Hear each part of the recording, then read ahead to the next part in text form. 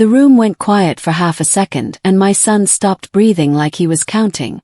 Not out loud, not visibly, but I saw it in the way his chest locked. The way his fork froze halfway to his mouth. The way his eyes dropped to his plate like he was bracing for impact. That pause wasn't confusion. It was recognition. Whatever was coming, he knew it was already loaded. My name is Margaret Chambers, and I've lived long enough to know that danger doesn't always announce itself loudly.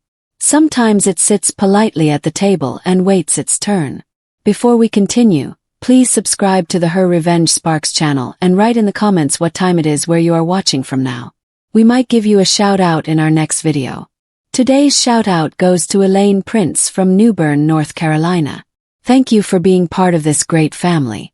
Now let me tell you what happened that day. Table looked right. Candles burned evenly. Plates were full. Christmas music played softly, looping like it had all night, pretending joy was still on the guest list. But the air felt tight, like the room had been holding its breath for a while, and didn't know how to let it go. Laughter arrived late. Smiles stayed just a second too long. My son sat across from me, shoulders rigid, jaw clenched so tight the muscle near his ear jumped every time he swallowed. He hadn't touched his food. He nodded when spoken to, murmured agreement where it was expected, but his eyes stayed low. That alone told me something was wrong. He's never been quiet unless he's protecting something or someone. Across from him, his wife managed the table without asking permission. She corrected people when their words didn't land the way she liked, softly, casually, with a smile sharp enough to draw blood if you leaned too close.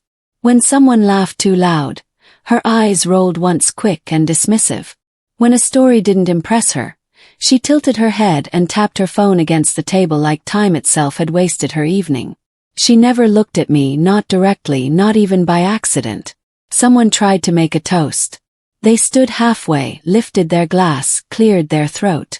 I just want to say. The sentence died midair. No interruption, no argument, just an instinctive stop.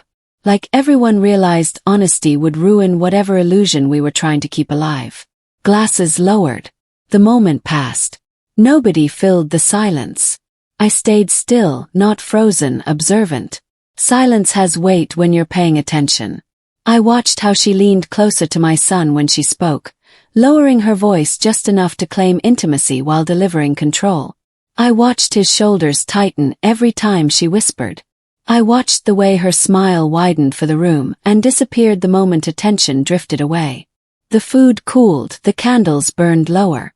I felt the tension settle in my chest like a warning, but my face didn't change. Reacting too early gives power to people who are waiting for it. And she was waiting. This wasn't emotional. It was calculated. The hostility wasn't floating around the table. It had direction. It had patience. I didn't know what I had done. I hadn't spoken over her. Hadn't challenged her.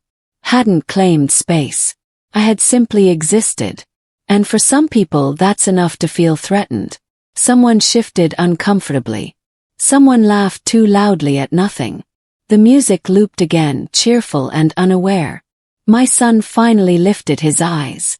When they met mine, my stomach dropped, not from fear but from understanding. His look wasn't anger. It wasn't confusion. It was restraint. The kind that tells you a line has already been crossed somewhere you weren't invited to witness. He opened his mouth like he might speak, then closed it again. His jaw tightened further. Her phone stopped tapping. She straightened in her chair.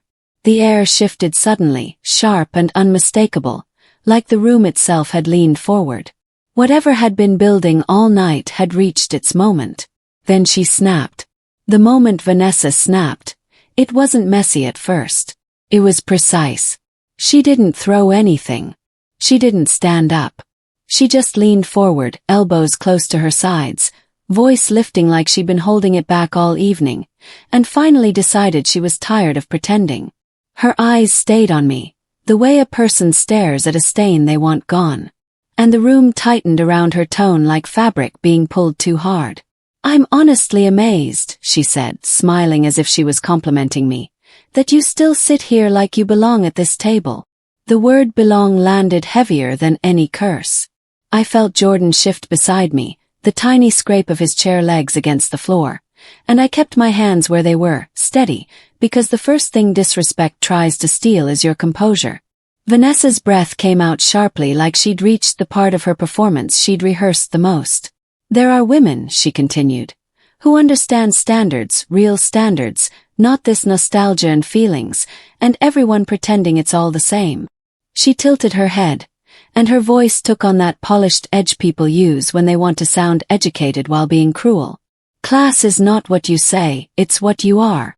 Someone on the other side of the table gave a nervous laugh, the kind that doesn't mean agreement, just panic. And it died immediately because Vanessa didn't pause for it. She was feeding off the silence. I saw it in the way her shoulders loosened as she spoke, like every sentence made her feel bigger. My mother taught me something, she said, tapping her nails lightly on the table as if she owned it. She taught me that you don't carry people who refuse to elevate themselves. You don't let them cling to you. You don't let them hold you back with their limitations. The word limitations was soft, almost gentle, which made it uglier. The air changed. Plates stopped moving. A fork clinked once, accidental. And then even that sound felt like it didn't belong. I glanced toward Marcus without turning my head fully, and I saw his hand frozen midair, fork hovering over his plate like time had paused just for him. His jaw was locked so tight a muscle flickered in his cheek. Vanessa watched him too, and when she saw he wasn't interrupting her, her confidence swelled. She sat up straighter, lifted her chin, and aimed her next words directly at me like she wanted them to cut clean. I've been respectful, she said, which was a lie delivered with perfect posture. I've been patient, but there comes a point when you have to acknowledge reality. Her eyes narrowed slightly, and her voice rose just enough to force the whole table to listen. On your best day, you're not even half the woman my mother is. The words didn't just hit me. They moved through me cold and sharp. And for half a second, my body tried to react the way bodies do when they're struck. Heat in the face, a tightening in the throat, a pulse racing up the neck. But I held it down. I did not flinch. I did not blink hard. I did not give her the satisfaction of watching me fall apart in front of everyone. Vanessa exhaled like she'd been waiting to say that line for a long time, like she'd finally placed the crown on her own head. The room went quiet for half a second and my son stopped breathing like he was counting. Not out loud, not visibly, but I saw it in the way his chest locked. The way his fork froze halfway to his mouth. The way his eyes dropped to his plate like he was bracing for impact. That pause wasn't confusion. It was recognition. Whatever was coming, he knew it was already loaded. My name is Margaret Chambers, and I've lived long enough to know that danger doesn't always announce itself loudly. Sometimes it sits politely at the table and waits its turn.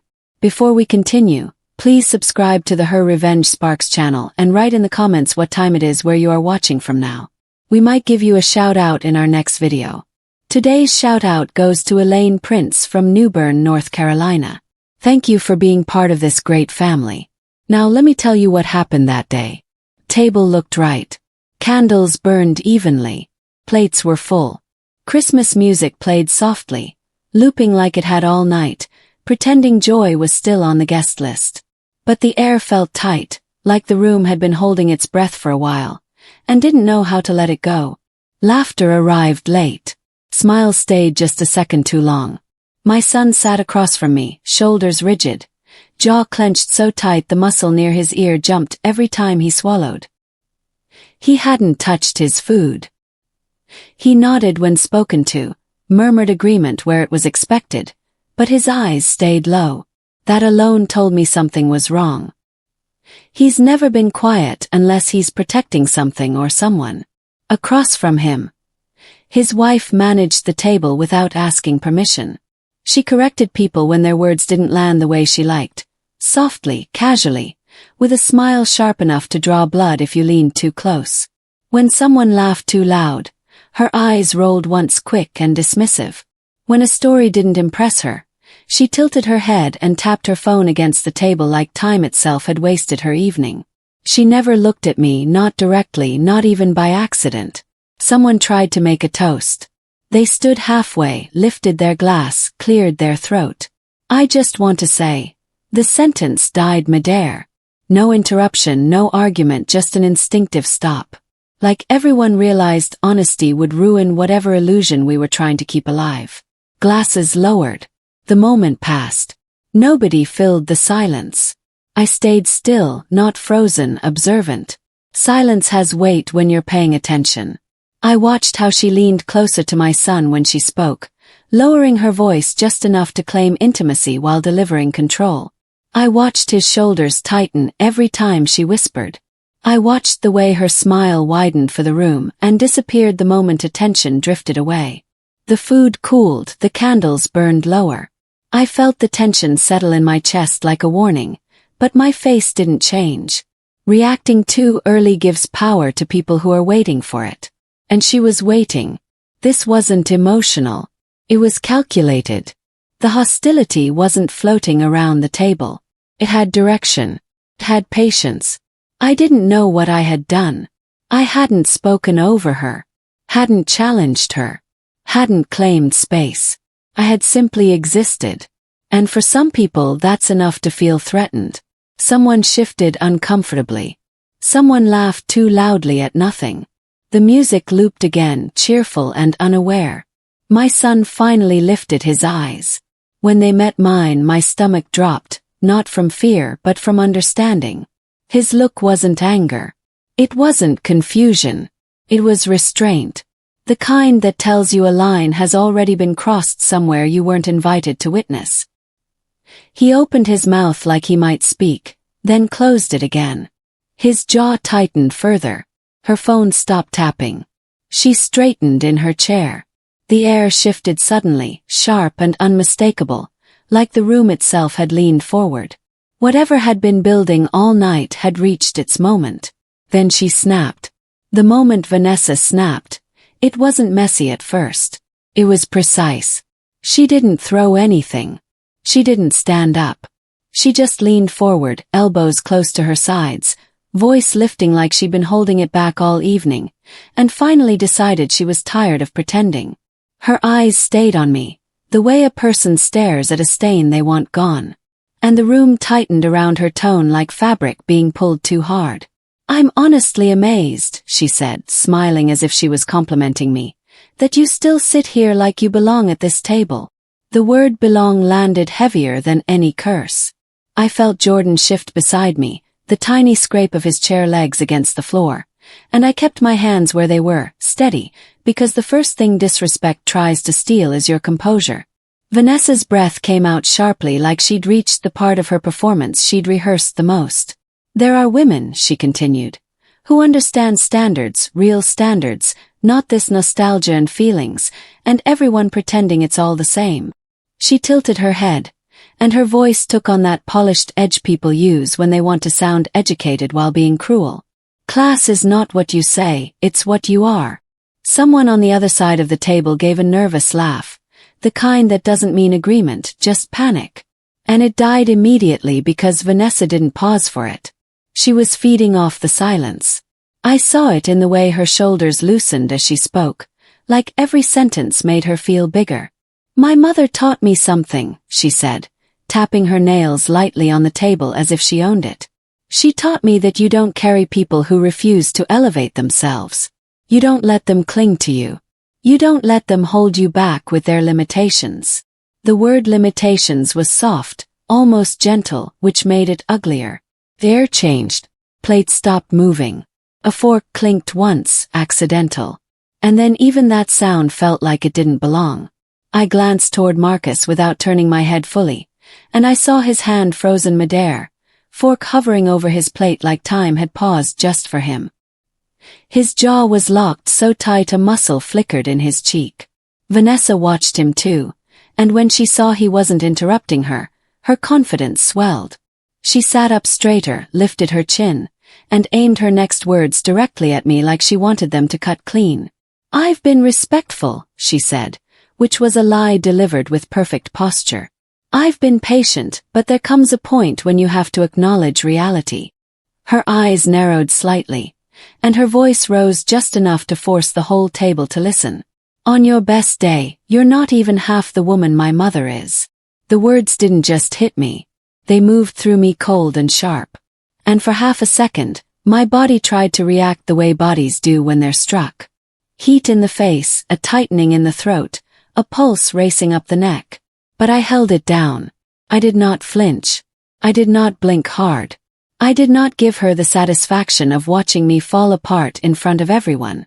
Vanessa exhaled like she'd been waiting to say that line for a long time, like she'd finally placed the crown on her own head. Vanessa's lips were still curled from her insult, and she sat there with her arms folded like she'd already won, like the only thing left was for everyone to accept it. Marcus placed both hands on the edge of the table, leaned forward slightly, and spoke in the same voice he'd used earlier to say, "Pass the bread," which is what made it frightening. "Then your mother better be ready to fund your lifestyle and hers." It landed like a door closing, not slammed, closed. Vanessa blinked once, slow, as if she hadn't heard him correctly. Then she laughed quick and bright. The way people laugh when they believe a threat is empty. "You must be joking," she said, turning her head slightly to the side, inviting the room to share in her disbelief. She glanced at someone across the table as if to say, "Can you imagine?" And the laugh she tried to spread around didn't catch because nobody knew what they were supposed to laugh at. Marcus didn't react to her laugh at all. His face didn't change. His hands remained where they were, fingers relaxed, posture controlled. I watched Vanessa's eyes narrow a fraction as she realized she wasn't getting the reassurance she wanted.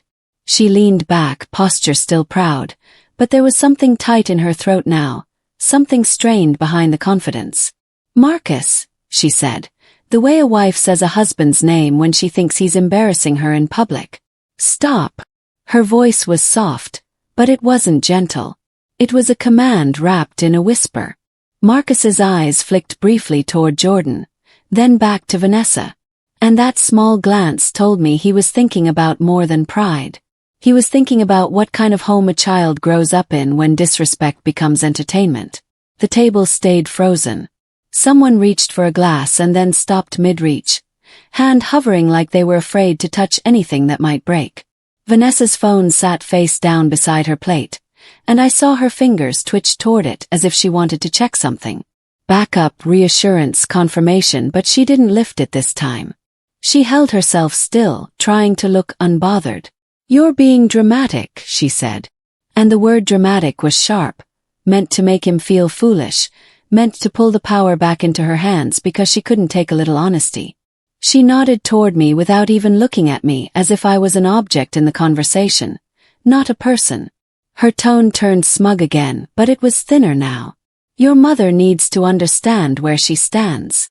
The way she said stands made it clear she believed there was a hierarchy in that room and she believed she had just enforced it.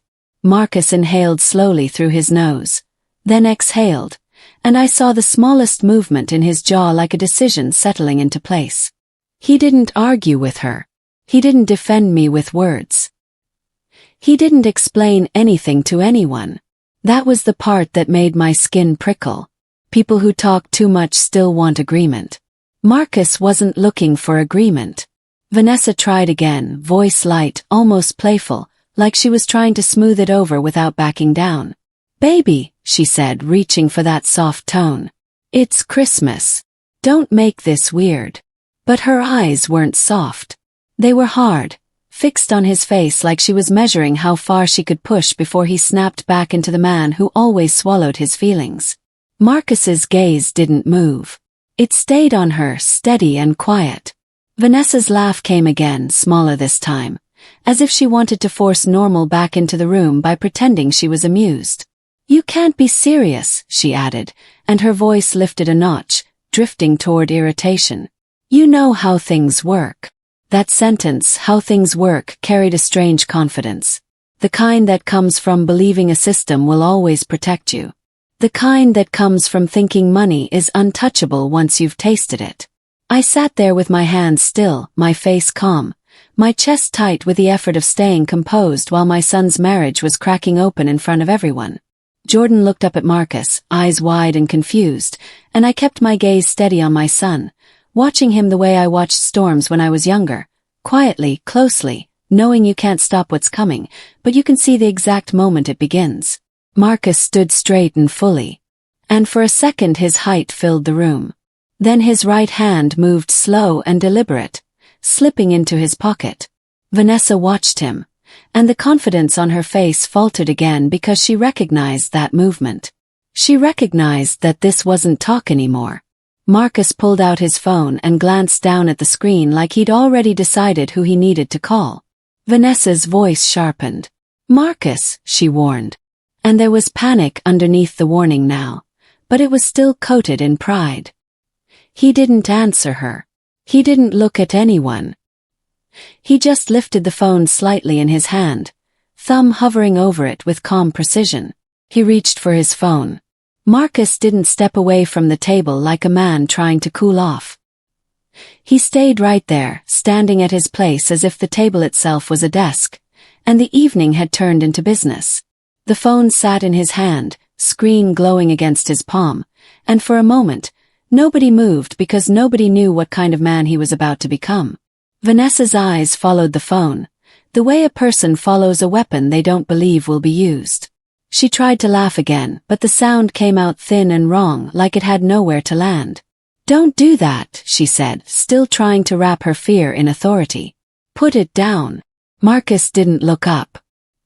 His thumb moved once deliberate, and the tiny sound of the call connecting felt louder than the Christmas music still humming low in the background. A voice answered on the other end. Calm, professional, the kind of voice that doesn't care what day it is or what holiday lights are blinking in the corner of the room. And Marcus spoke with the same calm. Not angry, not emotional, just controlled. "Remove her as an authorized spender," he said. Words crisp and measured. "Lock the household card. Suspend transfers pending review." He didn't raise his voice. He didn't explain what he meant. He didn't announce it to the table.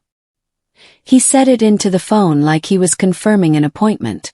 Vanessa's smile stayed on her face for a beat too long, like her mouth hadn't caught up to what her ears had just heard. She blinked, then sat up straighter, chin lifting again with that stubborn pride people reach for when they feel control slipping.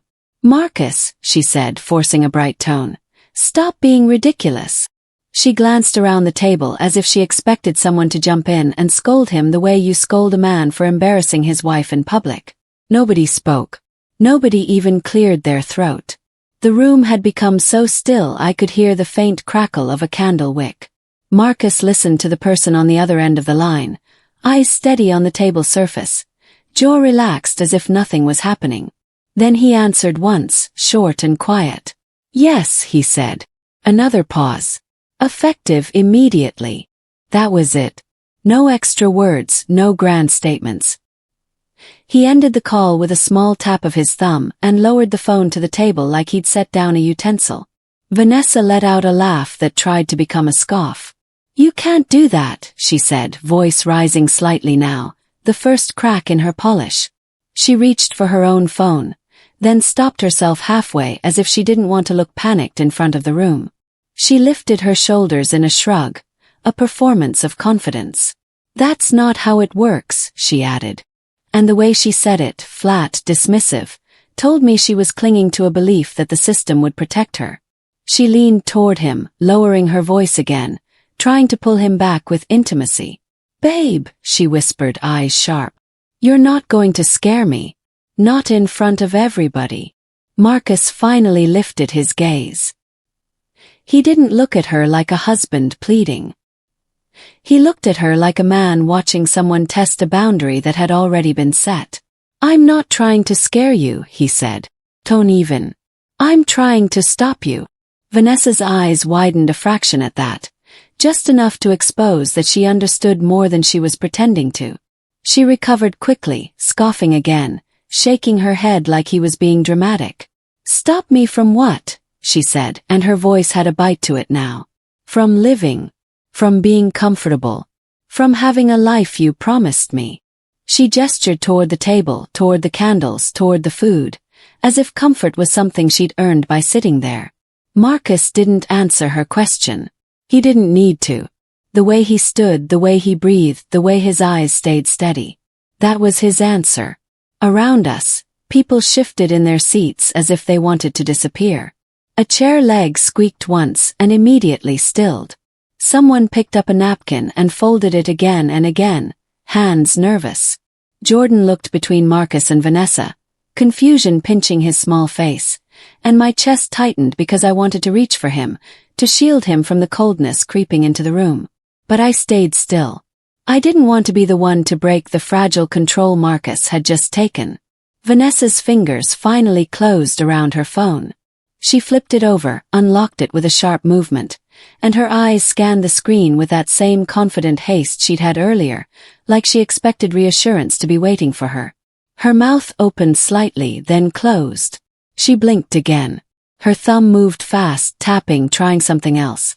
Her lips pressed into a tight line. She lifted her head, forcing a smile that didn't reach her eyes. "See," she said quickly, too quickly. Nothing happened. But her voice was unsteady, and the lie sat between us like a bad smell. Marcus didn't move. He didn't argue.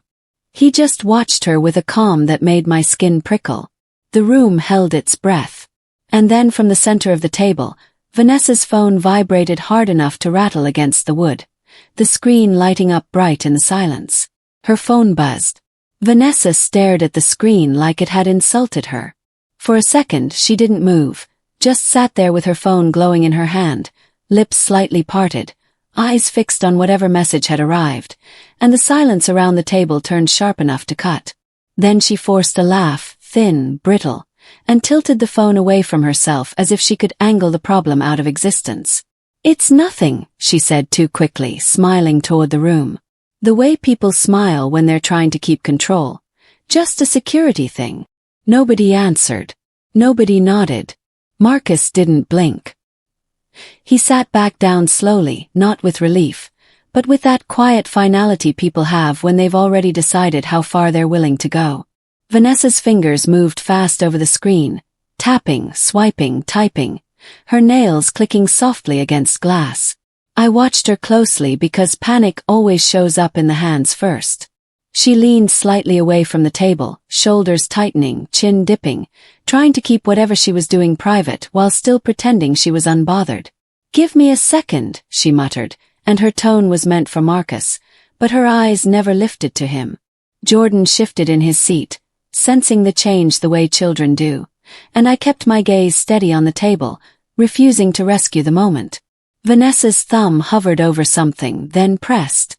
Her eyebrows lifted in expectation, then snapped together when the screen changed again.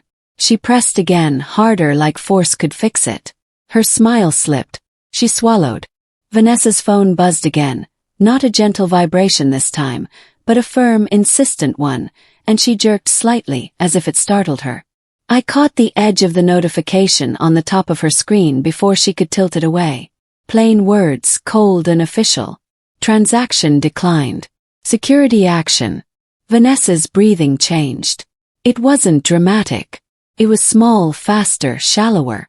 She tried to hide it by sitting up straighter, smoothing the front of her blouse, lifting her chin again.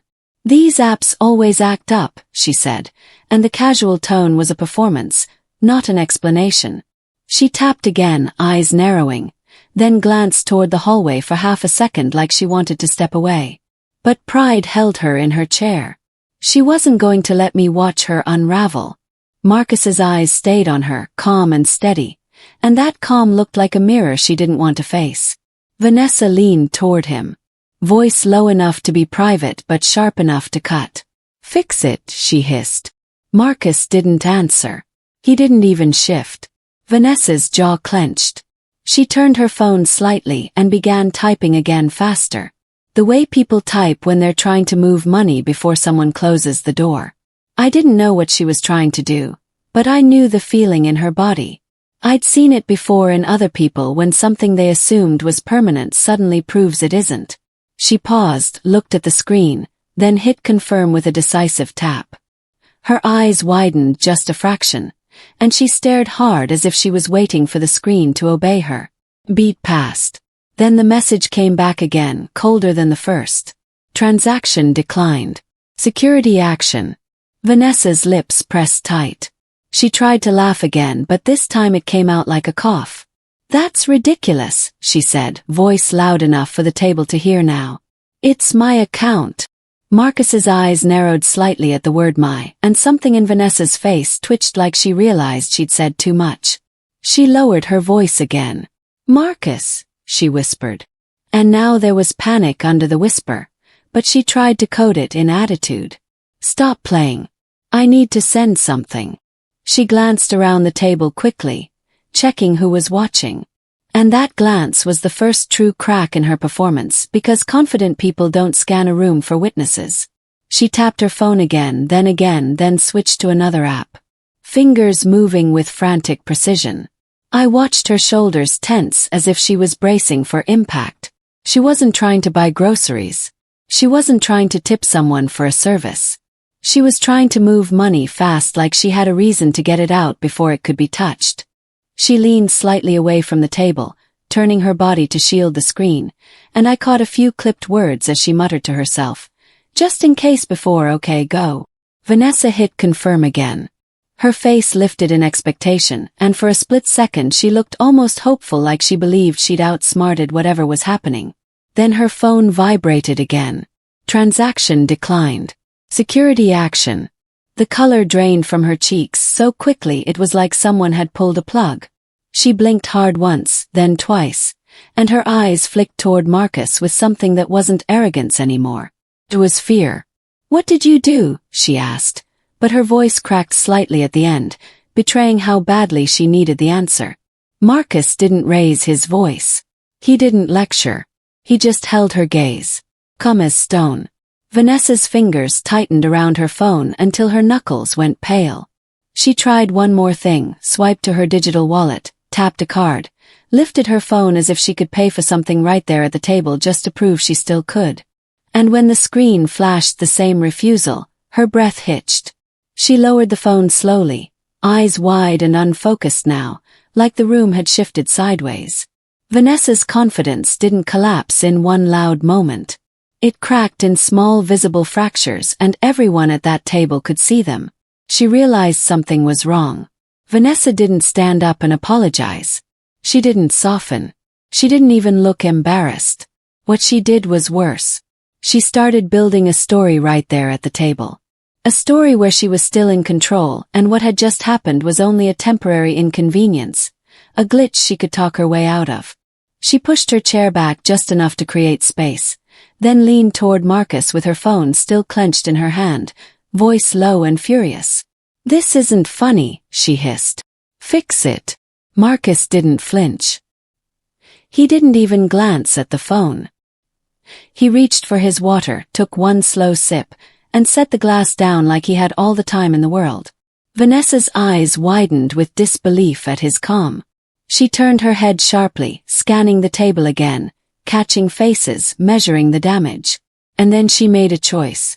She was going to control the narrative before anyone else could. She lifted her chin and spoke louder, addressing the room like a woman calling a meeting back to order. "Let's not act like we don't know how this works," she said, voice brightening artificially. "There are systems. There are rules.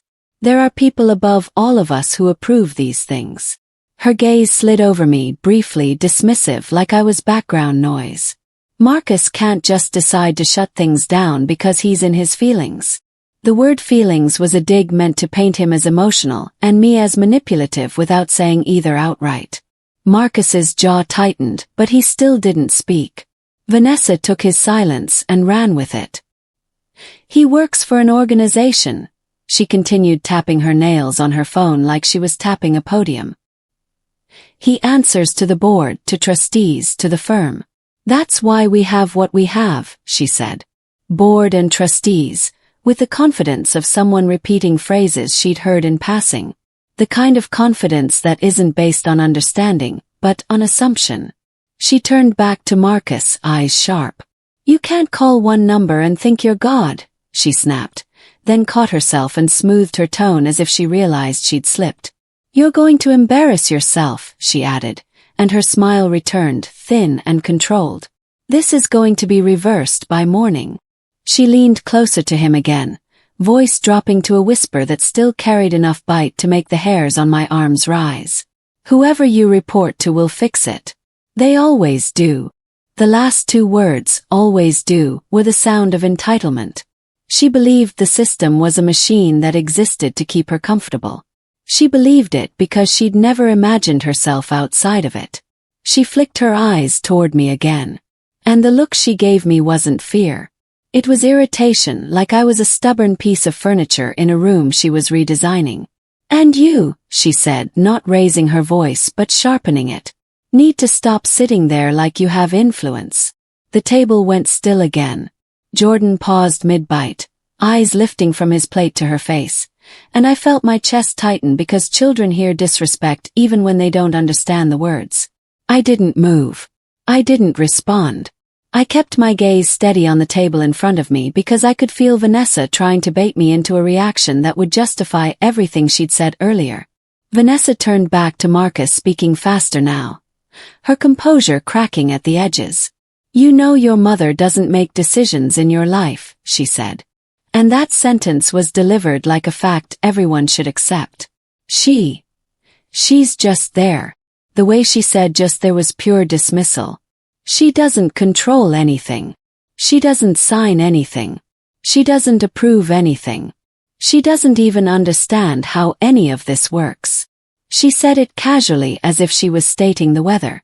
And I could see she believed it with her whole chest. Vanessa's phone buzzed again. Not a long vibration this time, but a short, sharp one. And she flinched before she could hide it. She glanced down, face tightening, then quickly flipped the phone so the screen faced her thigh, hiding it from the table. She was still trying to protect her image.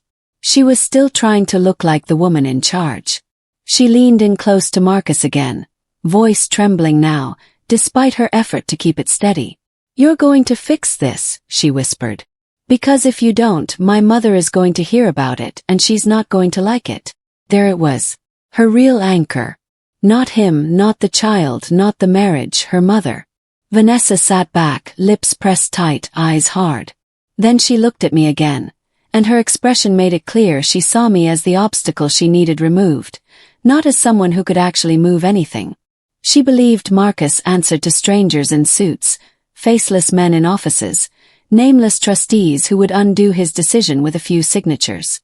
She believed I was irrelevant. She believed she was protected by a structure she didn't understand.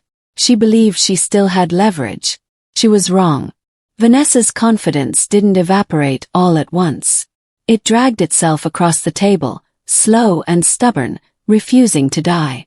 Even after the third decline, even after the way Marcus sat there like he'd already walked away from the argument in his mind, she kept talking, trying to pull the room back under her control. "We're not doing this," she said, eyes bright with forced composure. "Not tonight. Not in front of everyone." Then she turned her phone toward Marcus, pushing the screen in his direction like evidence. "Look," she snapped. "This is embarrassing. Fix it." Marcus didn't take the phone. He looked at it the way you look at a child's toy when someone tries to threaten you with it. He reached into his pocket again, but this time he didn't pull out his phone. He pulled out a thin envelope, plain, white, no decoration. It looked out of place next to the glittering plates and holiday candles. He slid it onto the table with 2 fingers and tapped it once. "Open it," he said to Vanessa. His voice wasn't loud, but it carried. Vanessa frowned as if he'd insulted her intelligence. "What is that?" she asked, and the way she said what made it clear she thought paper couldn't compete with the life she believed she owned. Marcus didn't answer her question. He just tapped the envelope again, once, patient. Vanessa's eyes flicked toward the room, searching for support, but nobody moved. Nobody spoke. She swallowed, then pulled the envelope closer, tearing it open with quick, irritated motions, like she was ripping open a bill she didn't want to pay. She slid a few pages out. Clean print, crisp edges, the kind of documents that aren't emotional, just factual. Vanessa's eyes scanned the first page, and I watched her face as the words did their work. Her brows pulled together in confusion. Then her mouth tightened.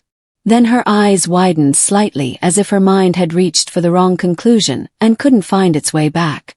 "This is," she started, then stopped. Marcus spoke quietly, filling the gap with the calm of someone reading a label. "That's the distribution account," he said.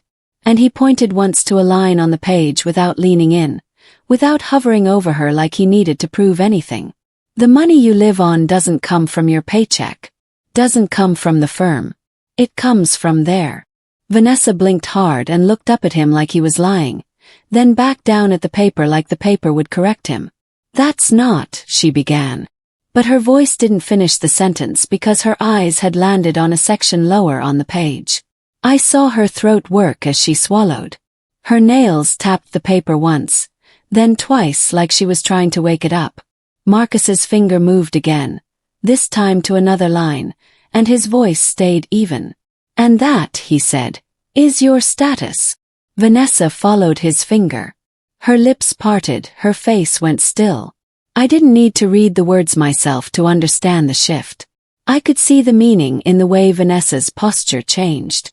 Shoulders lifting, body tensing like she was bracing for a hit. "Authorized user," Marcus said. "Not cruel, not triumphant, just precise. Not an owner." Vanessa's head jerked up. "That's not what that means," she snapped. But the snap was weaker than her usual bite. She was trying to argue her way out of a fact. Marcus didn't argue back. He turned his head slightly, eyes drifting toward me for the first time in a way that wasn't just a glance. Then he looked back at Vanessa. "It means exactly what it says," he replied. Vanessa's fingers tightened around the paper. She flipped the page, scanning fast now, hunting for a line that would reassure her. The candles flickered in her eyes. Her breathing changed again. Faster, shallower. "This is temporary," she said, and she said it like a prayer. "This is just paperwork." Marcus shook his head once. "Low. It was never permanent," he said. "It was conditional." Vanessa's gaze snapped to him. "Conditional on what?"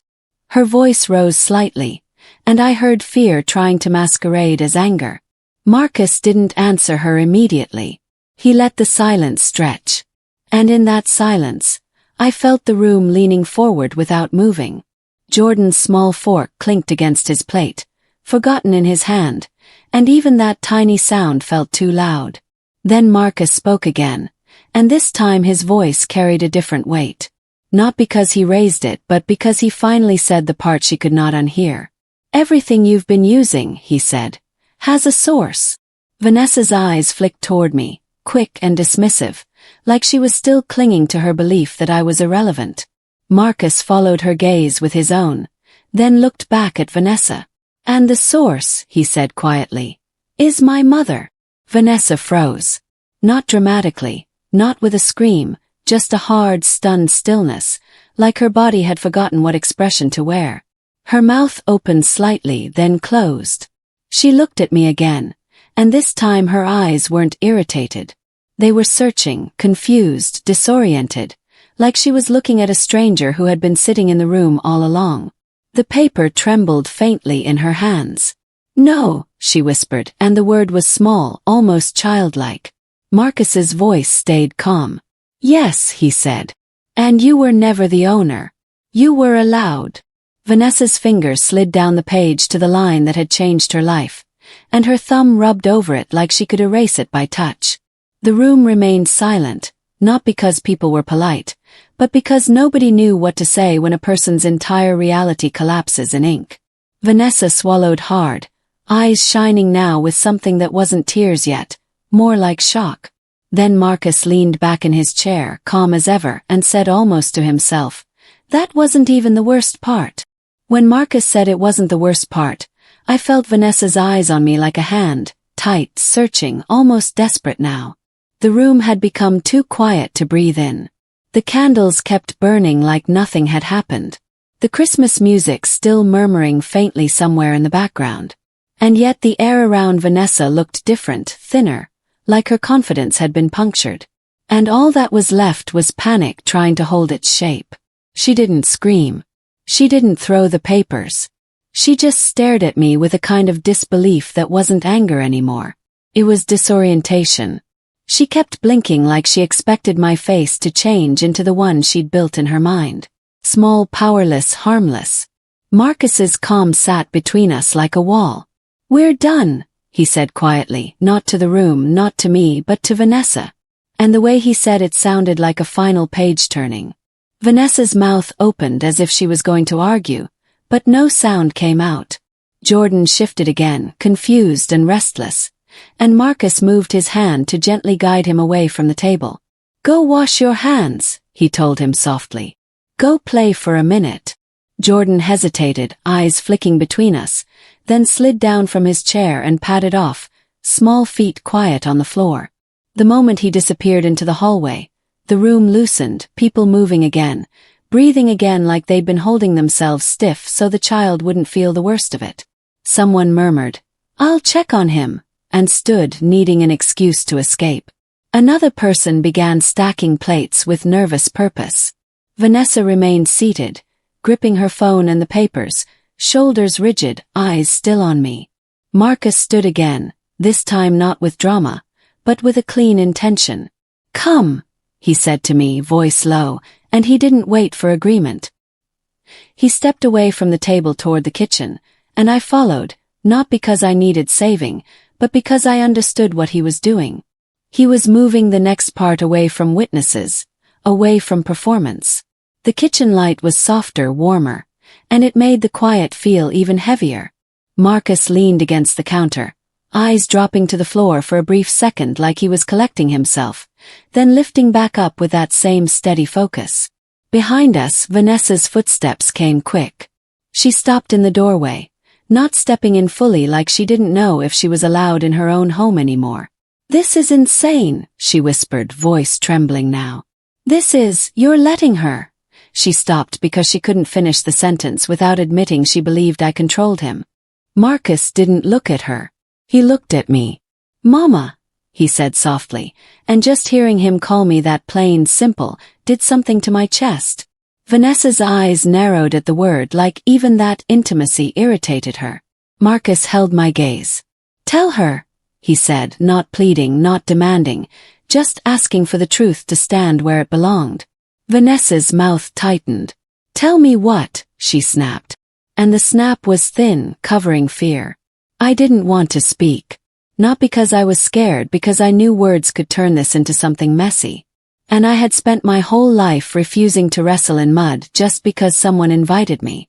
But Marcus's eyes stayed on me, steady and serious, and I understood why he wanted it said out loud. Vanessa had built a story where I was a nuisance in their life. Marcus wanted the story broken. I inhaled slowly and let my voice come out low and controlled the way I speak when I'm holding my dignity with both hands. "I didn't dislike you," I said, and Vanessa's eyes flickered, confused. "I didn't try to stop anything." Vanessa scoffed immediately, reflexive like she couldn't let even one sentence stand. "Please," she muttered. "You never wanted me." Marcus's jaw tightened at her certainty. I looked at Vanessa fully now, not with anger, but with the calm of someone stating a fact that doesn't need permission. "When you first came around," I said, "you were different." Vanessa's lips parted, and for a second I saw something like memory trying to surface. Then she shoved it down with contempt. "I didn't come around," she snapped. "You don't get to rewrite." Marcus cut in, voice quiet but sharp. "She's not rewriting," he said. "You are." Vanessa froze. I continued, keeping it simple. Not a speech, just truth. "I defended you," I said. The words landed in the warm kitchen like cold water. Vanessa blinked, then laughed once. "Harsh. Defended me. From who?" she demanded. Marcus's gaze hardened. "From me," he said, and Vanessa's laugh died instantly. My throat tightened, but I pushed through it. "People warned me," I said, eyes on Vanessa, "and I told them to give you a chance." Vanessa's face shifted, a crack running through her anger. And for a moment she looked almost sick, like she didn't know where to put the new information. I encouraged the marriage, I said, and the words were quiet but heavy. Because you seemed humble, because you seemed grateful. Because I thought you understood what family means. Vanessa's eyes flashed, and she wanted to fight that image of herself. Wanted to deny it. But the denial didn't come quickly enough. Her fingers loosened on the papers as if her body had forgotten to hold on. Marcus watched her with a steady stillness, and I watched Vanessa realize something she never expected to face, that the woman she had just tried to erase was the same woman who had once protected her. The room behind us felt far away now. Vanessa's voice came out small, almost strangled. So why? She started and then stopped because her pride couldn't finish the question without breaking. Marcus spoke instead, voice flat with disappointment. Because you forgot, he said. Vanessa's eyes darted to me again, and this time the look wasn't contempt. It was fear wrapped in disbelief. She had swung at the only shield she'd ever had in that house, and she hadn't even known it. She erased her own shield. The kitchen felt too small for the truth we had just put on the counter. Vanessa stood in the doorway like she didn't know whether to step forward or run, eyes glassy, jaw tight, pride fighting with fear. Marcus didn't press her. He didn't lecture. He simply reached for his phone again, calm, controlled. The way a man moves when emotion has stopped being useful. Go sit, he told her, not cruelly, just firmly. And Vanessa hesitated before she turned and walked back toward the dining room on stiff legs. When she left the doorway, Marcus exhaled once slow like he'd been holding his breath for years. He looked at me, and for the first time that night, I saw something raw break through his restraint. I should have caught it earlier, he said quietly. Not loudly enough for anyone else to hear. Just loud enough for the guilt to have a place to land. What? I asked, and my voice stayed low because I already knew there was another layer. Marcus didn't answer immediately. He tapped his screen, thumb moving with practiced precision, and I could tell he wasn't calling family. This wasn't a call for comfort. This was a call to a system. The person who answered sounded like the same kind of voice from earlier. Professional, steady, trained to hear panic without catching it. Marcus stepped a little away from me, angled his shoulder so the dining room couldn't hear everything, and spoke in short, controlled phrases. I didn't catch every word, but I caught enough. Flag it. Initiate the review. Yes, distribution account. Access removal already done. I need the activity report. He ended the call and turned back to me, eyes tired now. There's a safeguard built in, he said. Voice still quiet. Always has been. I didn't ask for details. I didn't need a lecture. I only needed to understand what was about to happen to my family. Marcus walked back into the dining room like a man returning to a table that no longer belonged to celebration. The plates were still there. The candles still burned, but the holiday had died. People had moved into the living room, pretending they were giving space, pretending they weren't listening. Jordan's small voice drifted faintly from down the hall. Something about a toy, thin and innocent against the heaviness in the air. Vanessa sat rigid at the table, her phone in her hand like it could defend her. She looked up when Marcus entered, and her eyes were sharper now, searching his face for softness she could exploit. We're not doing this, she said immediately. We're not turning Christmas into an interrogation. Her tone tried to return to authority, but it couldn't find its footing. Marcus didn't respond to the word interrogation. He sat down across from her, placed his own phone on the table, and waited. Vanessa's foot began tapping under the chair, fast and angry. You humiliated me, she hissed. In front of your mother. In front of everyone. Marcus's eyes didn't harden at the word humiliated. They stayed steady. You humiliated my mother, he replied, and his tone was so even it felt like a verdict. Vanessa opened her mouth to argue, then stopped when Marcus's phone vibrated once, quiet but commanding. He looked down, read whatever was on the screen, and something shifted behind his eyes. Not surprise, not shock, confirmation. He didn't smile. He didn't gloat. He simply slid the phone slightly toward himself and began scrolling slow and deliberate as if he was forcing himself to look at something he'd avoided for too long. Vanessa watched his face and swallowed hard. "What is that?" she asked, trying to sound annoyed, but the fear was rising now. Marcus didn't answer right away. He scrolled again. Then he said softly, "It triggered." Vanessa's brows knit. "What triggered?" she snapped. Marcus lifted his gaze to her. "The review," he said. "The safeguard." Vanessa let out a sharp laugh that cracked at the end. "Safeguard," she repeated with contempt, like the word itself offended her. "You're acting like I'm some thief." Marcus stared at her for a long moment, then looked back down at his screen. "I didn't want to believe it," he said quietly. And this time his calm sounded like disappointment more than control. "I saw things. I ignored things. I told myself I was busy. I told myself you were handling it." Vanessa's eyes widened with anger. "Because I was," she insisted quickly. "I've been supporting my family. You know that." Marcus's jaw tightened. He scrolled again, then turned the phone slightly so the screen faced her.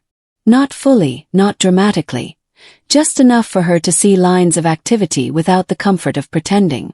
Vanessa leaned in, eyes scanning, and I watched her face drain as her mind recognized patterns it couldn't talk its way out of.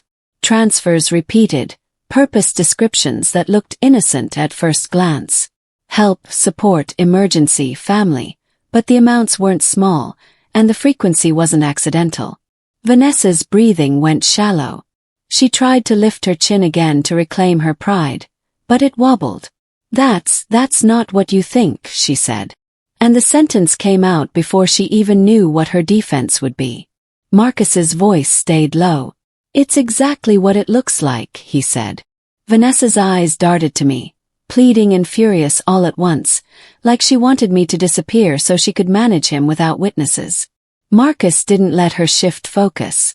"I suspected," he admitted, and those two words hung in the air like a confession. "I saw things that didn't add up. I told myself it was nothing because I didn't want to fight with you." Vanessa's lips trembled with rage. "So you're punishing me," she demanded. "Because I helped my mother." Marcus stared at her for a beat. Then his gaze went cold. Not cruel, just clear. "I'm not punishing you," he said. "I'm stopping you." Vanessa's shoulders rose, sharp and defensive.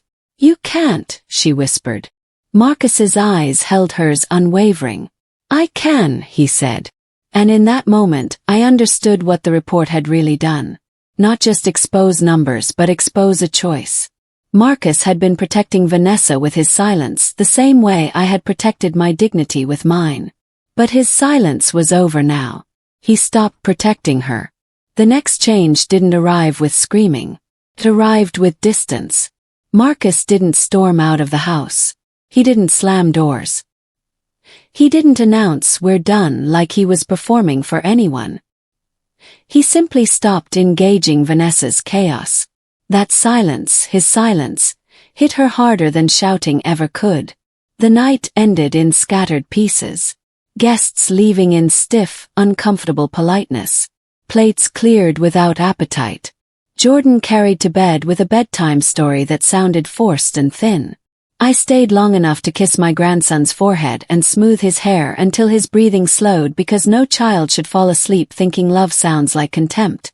When I returned to the hallway, Vanessa was still awake, pacing near the living room like an animal trapped in a cage it used to own. Her phone was clutched tight in her hand. Her eyes were red, but not from crying, from holding herself together. Marcus sat in the quiet with his laptop open, not typing, just reading. The kind of reading people do when they're making a decision that can't be reversed. Vanessa moved toward him in sharp steps. "So this is it," she snapped. "You're really doing this because of some transfers." Marcus didn't look up. "Because of the disrespect," he said calmly. "And because you lied." Vanessa laughed once, bitter. "I didn't lie," she insisted. And then her voice dropped into a softer tone that wasn't tenderness. "It was strategy.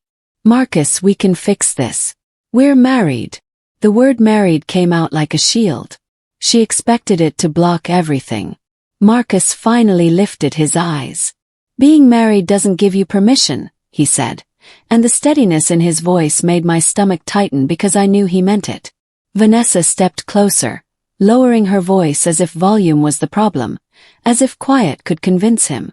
"You're letting your mother get in your head," she whispered. And she said it like she was revealing a secret. Marcus's expression didn't change, but his gaze hardened slightly. "You got my mother out of your mouth tonight," he said. "And you still found a way to put her back in." Vanessa's face twisted with frustration. "She's not the victim," she snapped. "She wants you to pick her. She wants to feel powerful." Marcus didn't flinch. "She didn't say one word," he replied. "You still couldn't handle her sitting there." Vanessa's breathing sped up. And for the first time, her control slipped in a way she couldn't hide. "So what?" she said, voice rising. "You're going to destroy my life because I hurt her feelings." Marcus closed his laptop gently like he didn't want to make a loud sound in a house where a child was sleeping. "I'm not destroying your life," he said. "I'm ending the part where you destroy mine." Vanessa froze. That sentence landed clean. Her eyes flicked to me in the hallway as if she'd forgotten I was still there, and the hatred that flashed across her face was almost reflexive. She wanted someone to blame. Marcus's voice stayed calm. "You can sleep in the guest room tonight," he said, and he stood up, not towering, just final. Vanessa's laugh came out sharp. "You can't put me in a guest room," she scoffed. "This is my house." Marcus didn't argue about the house. He didn't argue about anything. He just walked past her and turned the hallway light down like he was setting boundaries with the same quiet precision he'd used all night. Vanessa watched him walk away as if she couldn't believe the man she'd controlled with guilt and comfort was now moving like he didn't need her approval to breathe. The next morning it didn't take long. There was no dramatic breakfast conversation, no tearful pleading at the table. Marcus moved through the house with a calm efficiency that made Vanessa frantic. He took Jordan to school himself. He came back, made one call, then sat in the living room with a folder on his lap. Vanessa stood across from him, arms crossed, eyes hard. "What is that?" she demanded. Marcus slid the folder toward her without a word. Vanessa flipped it open, scanning. Then her face tightened. "You filed," she said, voice thick with disbelief. Marcus nodded once. "Quietly," he replied, "just like you wanted everything to be. Quiet." Vanessa's hands trembled slightly as she turned pages. She paused on a document with clear lines and official spacing, and her throat worked as she swallowed. "Temporary orders," she whispered, and she looked up fast, eyes blazing. "You're trying to take my child." Marcus's voice stayed even. "I'm trying to protect him," he said. Vanessa slapped the folder shut and stepped forward, face close to his. "You don't get to do this," she hissed. "You don't get to punish me and act like you're righteous." Marcus didn't step back. He didn't raise his voice. He only said one thing, quiet enough that it felt like it belonged to the truth rather than the argument. "You didn't insult my mother," he said. "You erased her." Vanessa stared at him, chest rising fast, and then her expression shifted. Not softer, not remorseful, calculating. I watched it happen like a curtain dropping. Her eyes flicked toward the hallway where Jordan's backpack sat, and a different kind of determination hardened her face. She wasn't thinking about love anymore. She was thinking about leverage. She thought the child would save her. Vanessa didn't come back softer after the papers. She came back sharper. The same mouth that had thrown that insult at me now spoke in a different language. Court language. Leverage language. Mother language. And she wore it like armor. She stopped pacing and started planning. By the time Marcus told me the next step, I could already feel the shape of it in the air. The fight wasn't going to be about love. It was going to be about control. Vanessa began moving through the house like she was gathering proof of her own goodness. She took pictures of Jordan eating breakfast, Jordan brushing his teeth, Jordan sitting on the couch with a blanket. And each photo looked innocent until you noticed the tension in her eyes, the way she watched the camera more than she watched her child. She started saying certain sentences out loud when other people were in the room, like she needed witnesses. "Jordan, Mommy always takes care of you," she would say, voice sweet, hand smoothing his hair too hard. Then she'd glance toward Marcus to see if he was watching. Jordan started shrinking into himself in a way that made my chest ache. Quiet. Careful. The way children get when they feel like their parents' love has become a contest. Marcus didn't argue with her. He moved differently. He began documenting without announcing it. He kept his tone steady, kept routines consistent, kept Jordan's world as normal as he could while Vanessa tried to turn their child into a rope in a tug-of-war. The day Vanessa crossed from angry wife into dangerous mother, it wasn't because she yelled. It was because she forgot Jordan was a child and started treating him like a weapon. She showed up at his school without warning, demanded to pull him out early.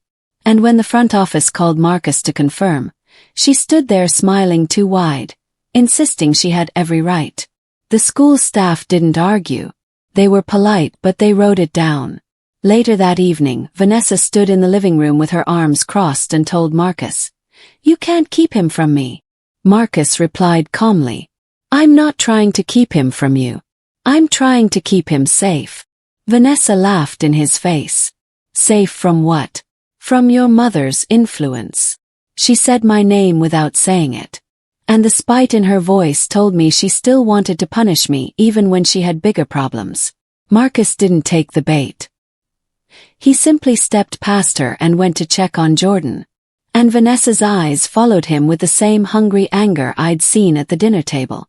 The anger of someone who cannot stand not being centered. The custody fight didn't start in a courtroom. It started in little moments where Vanessa's behavior showed itself to people who didn't owe her loyalty. She missed a pickup time twice in 1 week. Not by minutes, by an hour. And when Marcus called her, she answered breathless and irritated, saying she'd been handling something important and that he needed to stop acting like her boss. She forgot Jordan's medication on a weekend visit and tried to blame the school nurse for not reminding her. She snapped at Jordan in front of a cashier because he asked for a snack, then turned sweet again the moment she noticed someone watching. Those were the moments that built a picture. Not of a poor mother, not of a struggling mother, but of a mother whose emotions ran ahead of her judgment. Marcus kept it quiet. He didn't tell Jordan, "Your mom is unstable." He didn't poison the child's mind. He simply made sure every missed pickup was noted, every school call logged, every pattern recorded. Vanessa, meanwhile, tried to do the opposite. She began calling relatives, telling a version of the story where Marcus was punishing her and where I was controlling him. She told anyone who would listen that Marcus's money made him arrogant and that he thought he could take her child because he had resources. That word, resources, was the one she kept reaching for, and it was the one that could have made this messy if Marcus had leaned into it. But he didn't. He never said, "I can provide more." He said, "I can provide stability." That was the difference between winning and being dragged online by trolls who don't understand custody. When the court date came, Vanessa walked in looking polished. Hair perfect, makeup soft, carrying herself like a woman who believed appearance could cover behavior. Marcus arrived calm, dressed simply, eyes steady, holding a folder that wasn't thick with drama, just patterns. I sat behind him quiet because I wasn't there to fight. I was there to witness, to ground him, to remind him he wasn't alone. Vanessa kept glancing back at me like she expected me to flinch. I didn't. In the courtroom, she tried to cry at the right moments. She dabbed her eyes and spoke about being a devoted mother. And for a few seconds, I could see how she'd gotten away with things. She knew how to perform. But the courtroom wasn't a dinner table. It didn't run on feelings. It ran on consistency. The judge listened without reacting, eyes moving between them with a patience that felt almost heavy. Vanessa's voice wavered as she spoke about Jordan. Marcus spoke less. He spoke clearly. He didn't insult her. He didn't call her names. He simply answered questions and let facts do their work. When the judge finally looked down at the paperwork, then back up at both of them, the room went still again, the same kind of stillness as that Christmas dinner but colder. The judge leaned forward slightly, face unreadable, and asked one question. The judge didn't raise his voice. He didn't scold. He didn't look impressed by Vanessa's tears or moved by the soft way she kept saying, "My baby," like the word itself should make her win. He just leaned forward slightly, hands folded, eyes steady, and asked the kind of question that turns a performance into a mirror. Vanessa's whole body tightened the moment she heard it. Marcus didn't move. His posture stayed the same, calm and prepared, as if he'd been waiting for that exact moment. The judge's gaze went from Vanessa to Marcus and back again, patient but firm. "Who," the judge asked, voice even, "has been responsible for the day-to-day structure of this child's life in the last 6 months?" The room went silent. The heavy kind of silence that doesn't feel dramatic, just final. Vanessa blinked fast, lips parting, and I watched her realize that the question wasn't about love. It wasn't about who cried harder or dressed nicer. It was about patterns. Who showed up? Who stayed consistent? Who didn't treat a child's routine like a bargaining chip? Vanessa answered first because she couldn't help herself. "I have," she said quickly, and the speed of it sounded like panic. "I've always been the primary caregiver." The judge's eyes didn't change. "Always," he repeated like he was tasting the word. Then he looked down at the file and lifted one page slightly. "Then help me understand," he said, "why the school record shows repeated early pickup attempts without authorization, and why the logs show multiple missed pickup times." Vanessa's face flushed. "That's being exaggerated," she snapped, then caught herself and softened her tone, trying to regain control. "There were misunderstandings, and he's twisting things because he has influence." She glanced toward Marcus's side of the room as if she wanted the word influence to do some work for her. The judge didn't react to the hint. He turned another page. "And the medication issue?" he asked. Vanessa's mouth tightened. "It was one time," she said. "One time. One time is enough," the judge replied, still calm, still steady. And that quiet sentence hit harder than any lecture. Vanessa's eyes darted, searching for a new angle. "He's trying to paint me unstable," she said, and the bitterness in her voice rose despite her effort to keep it contained. "He wants to punish me and his mother." Marcus's attorney's hand lifted slightly, not dramatically, just enough to signal objection. The judge raised his palm gently, stopping it without looking. His eyes stayed on Vanessa. "We're not discussing punishments," he said. "We're discussing stability." Vanessa's throat worked as she swallowed. She tried again, leaning into emotion. "I love my child," she said, voice trembling. "I would never harm him." The judge nodded once, as if acknowledging love as something separate from fitness. "I'm not questioning your affection," he said. "I'm questioning your consistency." Vanessa's eyes flashed. "Consistency," she repeated, offended. "I'm his mother." The judge's gaze stayed steady. "Being a parent is not a title," he said quietly. "It's a pattern." That line felt like it rearranged the air. Vanessa's breathing became uneven. She looked at Marcus with anger, then at the judge with disbelief, then back to Marcus again like she expected him to rescue her from consequences. Marcus didn't look at her. He looked straight ahead, calm, hands still, letting the truth stand on its own. Then the judge asked the second question, and it was the one Vanessa couldn't talk her way out of. "When funds were placed under your access for household support," the judge said, tone still even, "why do the records show repeated transfers to accounts outside the household?" Vanessa stiffened, her jaw clenched. "That's not relevant," she snapped, and the sharpness in her voice made her own attorney shift slightly. The judge didn't flinch. "It is relevant," he replied, "when it speaks to judgment and reliability." Vanessa's eyes widened. "I help my family," she insisted. "That's not a crime." The judge nodded slowly. "Supporting family is not wrong," he said. "But hiding it, misrepresenting it, and continuing it after being confronted speaks to trust. Vanessa's lips trembled. Her eyes shined with angry tears now. Not sorrow, rage. So because I helped my mother I lose my child?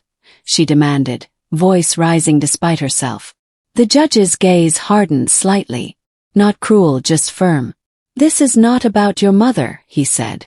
This is about your behavior under pressure. Vanessa's chest rose and fell fast. She looked toward her attorney, desperate for a script, and the attorney leaned in to whisper something, but it was too late. The judge turned to Marcus. Mr. Chambers, he said, your request for temporary primary custody with structured visitation is granted. The words didn't hit like a gavel slam. They hit like a door closing. Vanessa stared, frozen, as if her mind refused to accept the sound. Her mouth opened, but her voice didn't come. Marcus's shoulders lowered a fraction, not in triumph, but in relief. Jordan's life would be calmer now. Vanessa's eyes searched the room wildly, landing on faces that wouldn't save her, then on Marcus, who wouldn't bend. And finally, slowly, they landed on me. Not with contempt this time, with something stripped bare. Anger, fear, and a dawning realization that she had been fighting the wrong battle from the beginning. She finally looked at me. After the ruling, Vanessa didn't collapse in the hallway the way people expect women to collapse on television. She didn't fall to her knees. She didn't scream. She walked out of the courtroom stiff-backed, chin lifted, eyes burning with the kind of anger that tries to hide humiliation. Her heels clicked too hard against the floor, like she wanted the building itself to feel her pain. Marcus didn't chase her. He didn't speak to her in the hallway. He only signed what needed to be signed, thanked who needed to be thanked, and then he walked out with the same calm he'd worn since Christmas dinner. Only now the calm looked heavier, like it had cost him something. I followed behind him, quiet, because this wasn't my victory. This was my grandson's stability. Outside, the air was cold enough to sting, and the sky looked pale and washed out, like even the day didn't want to feel too much. Vanessa stood near the curb with her phone pressed to her ear, speaking fast and low. When she saw us, she ended the call abruptly and turned, eyes sharp as broken glass. For a second, I expected another insult, another performance, another attempt to rip control back with words. But her mouth opened and closed without sound, like she didn't know what weapon to reach for anymore. Marcus stepped away to make arrangements for Jordan, leaving me standing within a few feet of Vanessa. It wasn't planned. Just happened the way real confrontations happen. No grand setup. Just two women standing in the aftermath of consequences. Vanessa stared at me, breathing uneven. You got what you wanted, she said, voice low and bitter. The words were accusation, but they sounded tired. I didn't react to the accusation. I didn't defend myself. I let the silence sit for a second because silence makes people hear themselves. I didn't want this, I said calmly. I wanted respect. Vanessa's lips curled, but the curl didn't have the same confidence it used to. Respect, she repeated, almost mocking. Then her eyes flicked away toward the street like she couldn't hold my gaze for too long. You don't understand, she muttered, and the sentence slipped out before she could stop it. That was the first real crack. Not fear of losing money, fear of being seen. I understand more than you think, I replied softly. Vanessa swallowed, her shoulders tightened as she fought with herself. Then she said the thing I didn't expect her to say. Not an apology, not remorse, but something rawer. I was scared, she admitted, voice barely above a whisper. The words surprised even her, because her eyes widened slightly after she said them, like she hadn't meant to let the truth out. I stayed still, watching her. She let out a shaky breath and forced the rest through. When I got into this life, she said, glancing toward Marcus's car, I felt like if I didn't hold on hard, it would slip away. Her jaw clenched. And your presence, she stopped, angry at herself for revealing anything. Your presence made me feel like I was never fully in. There was no warmth in her confession, just fear dressed in pride. She looked back at me, eyes flashing. You were always there, she said, and the bitterness returned. Always watching. always existing. The way she said existing told me she had mistaken my quietness for weakness. I didn't argue with her feelings. I only met them with facts. My existence isn't a threat, I said. Your behavior is. Vanessa's mouth tightened. So what now? She asked, and the question came out sharp, but underneath it was a tremble. She was asking for limits. She was asking because she didn't trust herself to stop. I looked at her the way I looked at storms, without panic, without hatred, just with clarity. Now, I said evenly, you follow the schedule. Vanessa scoffed. A schedule? She spat like the word offended her. I didn't flinch. Yes, I said. A schedule. Structured visits. No surprise trips to his school. No pulling him into adult problems. No speaking about Marcus or me through Jordan. Vanessa's eyes narrowed. You think you can tell me what to do with my child? She snapped. Kept my voice calm. The judge did, I said. I'm telling you how not to lose more. That landed.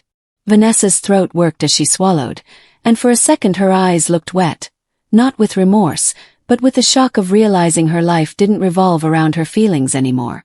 I continued, still without a speech. If you need something, I said, you ask through the proper channel. You don't show up. You don't threaten. You don't perform. Vanessa's jaw clenched so hard I could see the muscle jump. And if I don't? She challenged, the last stubborn threat of defiance. I held her gaze. Then you keep proving them right, I said quietly. And Jordan grows up remembering you as chaos. That one sentence hit her harder than yelling ever could. Her eyes flicked away and she blinked fast, fighting the image of herself as the villain in her own child's memory. For a moment, we just stood there in the cold air. Two women on opposite sides of a line Vanessa had drawn herself. Marcus returned then, keys in hand, posture steady. He didn't look at Vanessa for long. He only said, "We're leaving." Vanessa's eyes followed him, rage and fear tangled together, and she didn't speak again as we walked away. I felt the weight of it. Not triumph, not joy. Just the quiet heaviness of a family restructured by truth. Christmas ended quietly. By the time the divorce was finalized, the loud part of the story had already died. The papers didn't arrive with drama. They arrived in an envelope the same way bills arrive.